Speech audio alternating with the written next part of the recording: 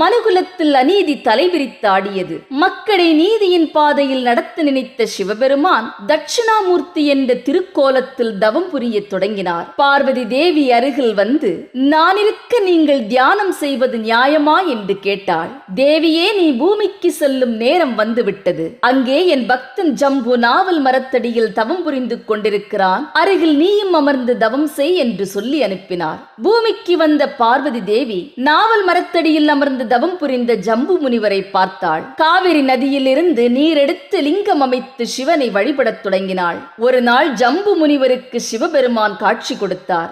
நாவல் பழங்களை பிரசாதமாக கொடுத்தார். பழத்தின் மகிமையை உணர்ந்த ஜம்பு முனிவர் விதையுடன் அதை விழுங்கிவிட்டார். வயிற்றுக்குள் மரமாக வளர்ந்து கிளைகள் விட்டு தலைவெடித்து முக்தி அடைந்தார். அன்னை பார்வதி தேவி நீர்லிங்கம் பிடித்து வழிபட்ட தலம்தான் திருவானைக்காவல் அகிலாண்டேஸ்வரி ஆலயம். நன்றி.